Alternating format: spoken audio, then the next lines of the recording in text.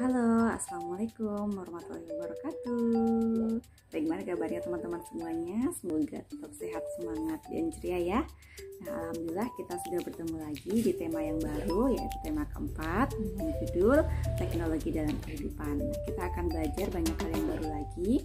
Semoga teman-teman tetap semangat dan sehat-sehat terus untuk mengikutinya. Kita mau belajar apa? Yuk kita simak pelajaran pada hari ini. Nah, tema kita kali ini adalah teknologi dalam kehidupan. Namun, sebelum kita belajar mengenai teknologi dalam kehidupan, terlebih dahulu kita akan belajar mengenai kegiatan ekonomi. Apa saja yang termasuk kegiatan ekonomi?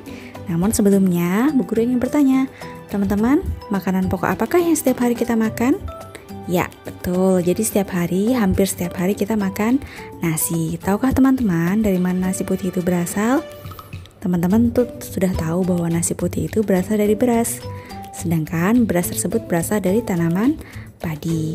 Apakah teman-teman pernah membayangkan bagaimana proses tanaman padi di sawah bisa menjadi nasi putih yang setiap hari kita makan? Nah, teman-teman, ternyata tanaman padi itu mengalami proses yang panjang untuk bisa menjadi nasi putih yang kita makan. Jadi tanaman padi itu harus ditanam di sawah dengan jangka waktu tertentu. Oleh siapa? Oleh para petani. Kemudian agar bisa menjadi tanaman padi yang siap dipanen, tanaman harus dipupuk, diairi, dijaga dari hama hingga akhirnya siap dipanen. Setelah dipanen pun, padi masih melalui proses pengolahan seperti dijemur dulu, digiling hingga terpisah dari kulitnya. Nah, padi yang sudah terpisah dari kulitnya tersebut yang kita sebut dengan beras. Untuk bisa dimasak, beras juga masih melalui proses pengemasan, kemudian disalurkan dari pedagang ke pembeli. Nah, setelah beras kita beli, baru bisa kita olah menjadi nasi. Panjang sekali bukan prosesnya? Tidak hanya prosesnya saja yang panjang, banyak sekali orang-orang yang terlibat dalam proses dari padi menjadi nasi. Apa saja orang-orang atau pekerjaan yang terlibat di dalamnya? Ada petani yang menanam padi, pemilik gilingan beras yang memisahkan beras dari kulitnya, pedagang yang membeli beras, sopir yang mengangkut beras ke kota lain, dan sebagainya. Nah, proses tersebut merupakan bentuk-bentuk kegiatan ekonomi. Nah, sekarang sebelum kita belajar mengenai apa itu kegiatan ekonomi, terlebih dahulu kita akan mengamati benda-benda yang ada di sekitar tempat tinggal kita. Jadi teman-teman nanti silahkan amati benda-benda, boleh bebas yang ada di dalam rumah, silahkan diamati. Kira-kira dari mana sajakah benda-benda tersebut berasal? Kemudian, siapa saja yang terlibat dalam prosesnya sehingga kita bisa menggunakannya. Teman-teman bisa melihat pada lembar kerja halaman 3.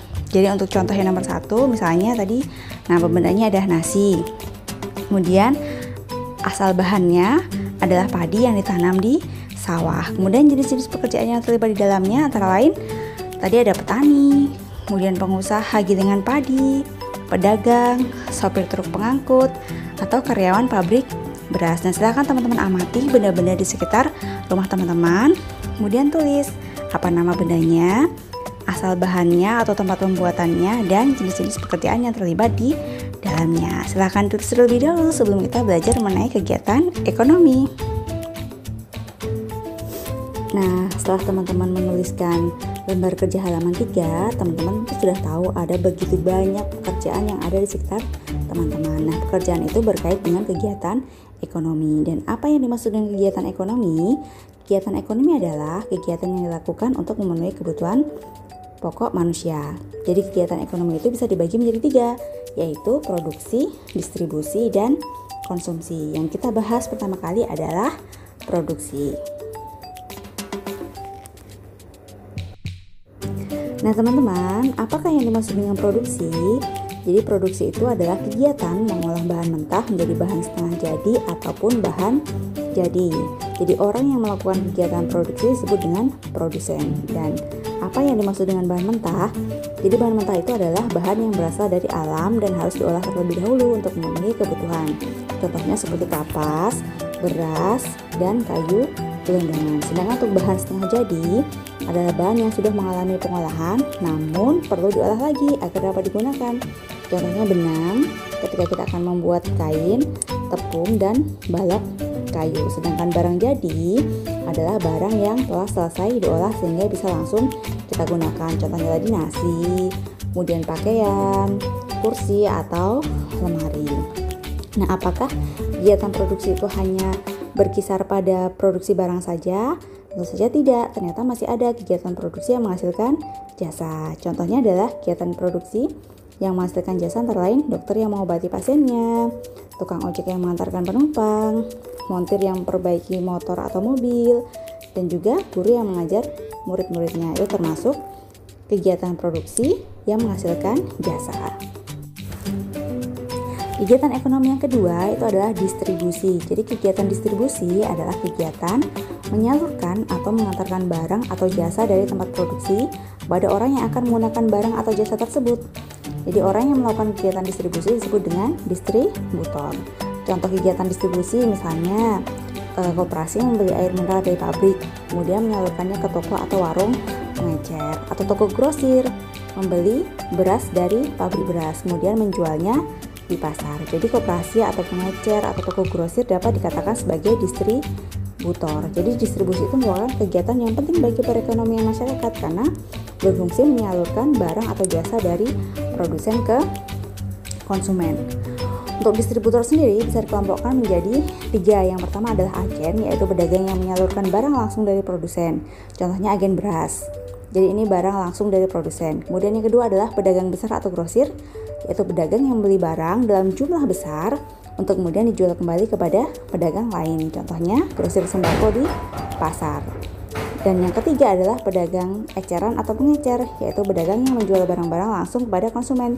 Contohnya warung-warung kecil di sekitar rumah. Nah, kegiatan produksi yang ketiga adalah konsumsi. Jadi konsumsi itu adalah kegiatan menggunakan atau menghasilkan barang atau jasa untuk memenuhi kebutuhan hidup.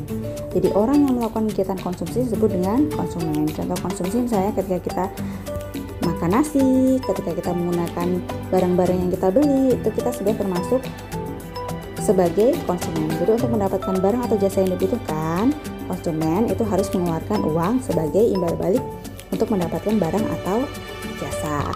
Jadi itu tadi 3 kegiatan ekonomi yang ada di sekitar kita, yaitu produksi, distribusi, dan konsumsi. Nah, sekarang teman-teman boleh mengerjakan tugas halaman 6. Ada 3 soal, silahkan dikerjakan.